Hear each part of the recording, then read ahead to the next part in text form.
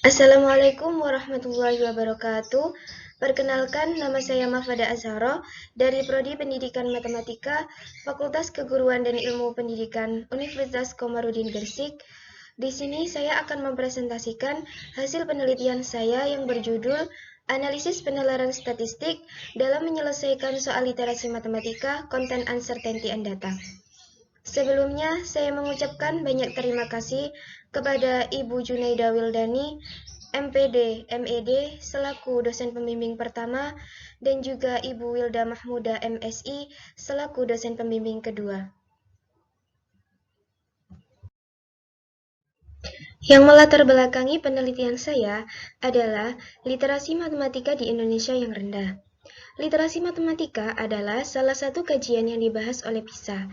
PISA itu sendiri merupakan program survei internasional 3 tahunan yang bertujuan untuk mengevaluasi sistem pendidikan di seluruh negara.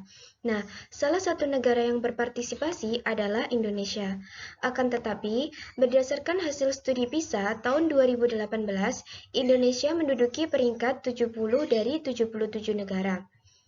Kemudian, poin yang kedua adalah salah satu konten dalam literasi matematika adalah konten uncertainty and data, di mana konten uncertainty and data itu membahas mengenai ilmu statistik. Dalam pemecahan masalah, termasuk masalah literasi matematika atau masalah statistik, diperlukan sebuah penalaran. Jadi, penalaran itu merupakan salah satu kemampuan dasar yang harus dimiliki siswa. Begitupun dengan penalaran statistik. Berdasarkan fakta yang saya jelaskan tadi tentang pentingnya literasi matematika, terutama konten uncertainty and data, yang membahas mengenai ilmu statistik dan berhubungan pula dengan penalaran statistik, maka peneliti membuat penelitian yang berjudul Analisis Penalaran Statistik dalam menyelesaikan soal literasi matematika, konten uncertainty and data. Dengan rumusan masalah, bagaimana penalaran statistik siswa dalam menyelesaikan soal literasi matematika, konten uncertainty and data. Selanjutnya yaitu metode penelitian. Yang pertama, waktu dan tempat penelitian saya lakukan pada hari Ahad tanggal 21 Juni 2020 di SMA Asaada Bunga Gresik. Kemudian, jenis penelitian saya ini adalah penelitian deskriptif dengan pendekatan kualitatif.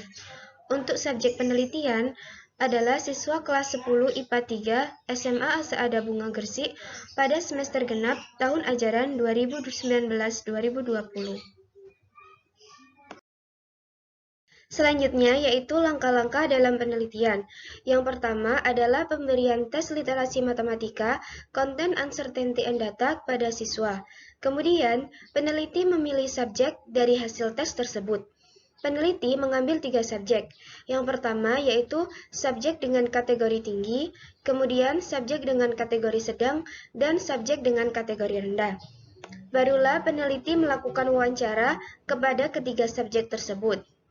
Setelah melakukan wawancara, data tes dan wawancara ketiga subjek tersebut dianalisis dan diambil kesimpulan.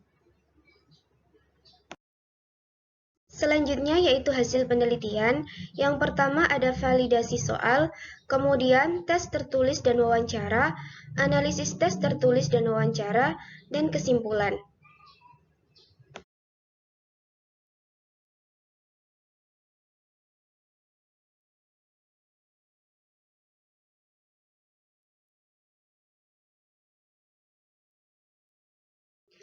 Dalam penelitian ini, peneliti menggunakan triangulasi teknik. Triangulasi teknik berarti peneliti membandingkan antara hasil tes dengan hasil wawancara. Untuk hasil dan pembahasan triangulasi subjek kategori tinggi dapat dilihat dari tabel berikut. Untuk nomor 1, bagian A1, subjek dengan kategori tinggi mampu memilih dan mengumpulkan informasi dari data yang disajikan dari berbagai bentuk penyajian data. Tes dan wawancara sesuai. Kemudian, subjek dengan kategori tinggi juga mampu untuk membuat perbandingan dari sekelompok data yang sama. Kemudian, untuk nomor 1 bagian A2, subjek dengan kategori tinggi tidak mampu untuk mengolah data menggunakan ukuran pemusatan data. Untuk tes dan wawancara juga sesuai. Kemudian, untuk subjek kategori tinggi, nomor 1 bagian B, siswa mampu untuk menarik kesimpulan atau prediksi dari data atau grafik dan diagram. Kemudian, untuk nomor 2 bagian A, subjek dengan kategori tinggi mampu untuk menarik kesimpulan atau prediksi dari data atau grafik dan diagram. Selanjutnya, untuk nomor 2 bagian B, subjek kategori tinggi mampu untuk membuat perbandingan dari sekelompok data yang sama dan menarik kesimpulan atau prediksi dari data atau grafik dan diagram. Kemudian, untuk nomor 3, subjek kategori tinggi mampu untuk mengidentifikasi sekumpulan perbedaan penyajian data dari sekumpulan data yang sama, serta mampu menilai keefektifan dua penyajian data yang sama. Kemudian, untuk nomor 4, subjek dengan kategori tinggi mampu untuk memilih dan mengumpulkan informasi dari data yang disajikan dari berbagai bentuk penyajian data dan juga menyusun, mengklasifikasi atau menggabungkan data ke dalam bentuk yang ringkas. Selanjutnya yaitu hasil dan pembahasan triangulasi subjek kategori sedang. Untuk nomor 1 bagian A1, subjek kategori sedang mampu untuk memilih dan mengumpulkan informasi dari data yang disajikan dari berbagai bentuk penyajian data. Kemudian, untuk indikator membuat perbandingan dari sekelompok data yang sama, subjek kategori sedang belum mampu untuk memenuhi indikator tersebut. Untuk nomor 1 bagian A2, subjek kategori sedang belum mampu untuk mengolah data menggunakan ukuran pemusatan data.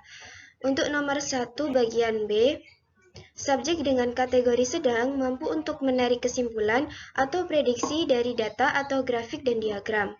Untuk nomor 2 bagian A, subjek kategori sedang belum mampu untuk menarik kesimpulan atau prediksi dari data atau grafik dan diagram karena subjek kategori sedang ini tidak mengerjakan soal nomor 2 bagian A. Kemudian, untuk nomor 2 bagian B, subjek kategori sedang mampu untuk membuat perbandingan dari sekelompok data yang sama dan juga menarik kesimpulan atau prediksi dari data atau grafik dan diagram. Selanjutnya, nomor 3, subjek kategori sedang mampu untuk mengidentifikasi sekumpulan perbedaan penyajian data dari sekumpulan data yang sama dan juga menilai keefektifan dua penyajian dari data yang sama. Kemudian, nomor 4, subjek dengan kategori sedang mampu untuk memilih dan mengumpulkan informasi dari data yang disajikan dari berbagai bentuk penyajian data dan juga menyusun, mengklasifikasi atau menggabungkan data ke dalam bentuk yang ringkas. Selanjutnya yaitu hasil dan pembahasan triangulasi subjek dengan kategori rendah. Untuk subjek dengan kategori rendah ini hanya mampu untuk memenuhi satu indikator saja, yaitu memilih dan mengumpulkan informasi dari data yang disajikan dari berbagai bentuk penyajian data. Dan untuk indikator-indikator yang lainnya, subjek kategori rendah belum mampu untuk memenuhi, karena untuk soal-soal yang telah diberikan belum dapat dijawab oleh subjek dengan kategori rendah. Nah, dari tabel-tabel sebelumnya mengenai hasil dan pembahasan triangulasi subjek kategori tinggi, sedang, dan rendah, hasil tes dan wawancara sesuai, sehingga data dikatakan kredibel.